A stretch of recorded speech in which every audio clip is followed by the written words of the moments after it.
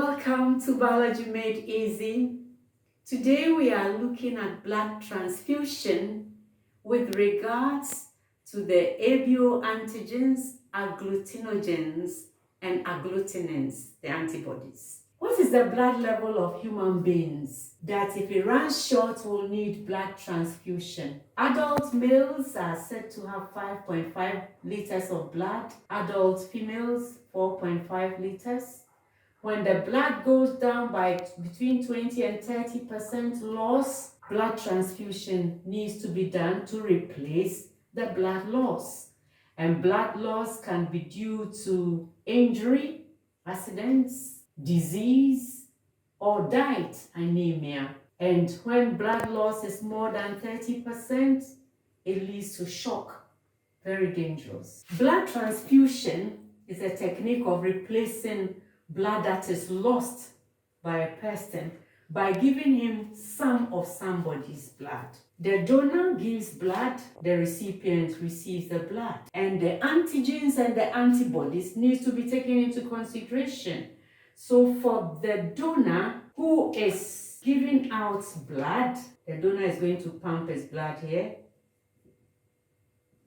The blood of the donor should not form clumps, should not be agglutinated in the recipient's blood system. So the donor's antigen is very, very important because the antigen on the red blood cells can get clumped together, and so the antigen of the donor. The recipient, what is important is antibodies, because it is the antibodies that will react with the antigen and clump the red blood cells of the donor in the recipient's vessels. So always remember that it's the red blood cells of the donor that gets clumped in the recipient's vessel. So the recipient's antibodies are very important. Now, blood group O is the universal donor. As we saw in our last lesson, blood group O, the red blood cells don't have any antigen. So the antigen is not there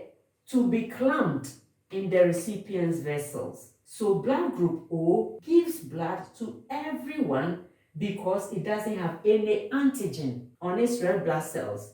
For the red blood cells to be agglutinated, clumped together in the recipient's vessel. The universal recipient is blood group AB. You remember we said blood group AB does not have any antibodies to react with any recipient's antigen. It doesn't have any antibody, but it has antigen A and B. So what to note about recipients is their antibodies. What to note about donors is their antigen. Now we can look at what we have said in this table. The recipients, as we said, their antibodies are very important because they will react with donor's antigen. So we look at blood group A, they have antigen A, antibodies B. Blood group B, antigen B, antibody A. Blood group AB, they have antigen AB on their red blood cells. They have no antibodies. Blood group O has no antigen A or B, but has antibodies AB. We looked at this in our last lesson. The donor too is their antigens that are important. And so we have donors here.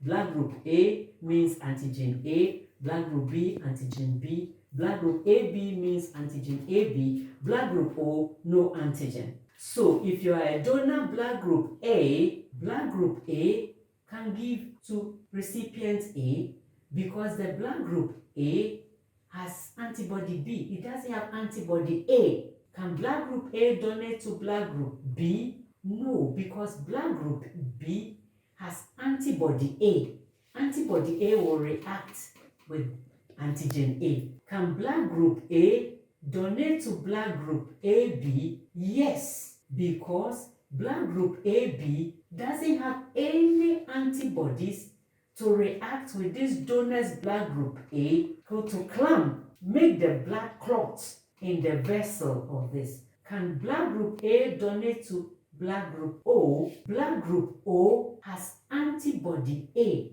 to react with antigen A, all right, coming in. So blood group A cannot donate to blood group O. We do the same thing with blood group B. It's a donor. Can blood group B donate to a blood group A person? Blood group B here, it has antigen B, and there's antibody B here to react with it and cause the blood cells to clump. So blood group B cannot donate to blood group A, but it can donate to blood group B because blood group B has antibody A. Antibody A will not react with antigen B. So that is how it goes on. Now let's come to look at blood group AB. Blood group AB is a donor. It's going in with antigen A and antigen B. So this antigen B, it will be reacted by antibody B. So donor blood group AB cannot give blood to A because antibody B will react with antigen B here and clump the red blood cells B of AB. Can AB give blood to a B person? No, because this B person has antibody A and will react with this antigen. So you see, AB can give blood to another AB easily. AB giving blood to O is disastrous because O has antibody A to react with this one, antibody B to react and clamp the blood. Can O give blood to A? Yes, because O doesn't have any antigen that any antibody can react with. So you can give blood to this person, it doesn't have any antigen to be reacted. So we put a tick for the compatible groups. That's the donor's blood does not form clumps in the recipient's blood vessels. So the tick shows compatible groups for blood transfusion, and the cross shows incompatible groups where the blood of the donor will be agglutinated, form clumps in the recipient's vessels. So now let's look at a summary of all this that we have done. You see that each individual can receive blood from its own group and from O. Look, each individual can receive blood from its own group and from O. That's one thing to take note of. Group O is a universal donor. Can donate blood to everybody. See here, it's a universal donor. AB can donate blood only to ABs, but its universal recipients can receive blood from everybody. Here. So that's the summary. So this brings us to the end of today's lesson. We will look at the rhesus factor and blood transfusion. So till we meet in our next lesson, thank you very much and bye-bye.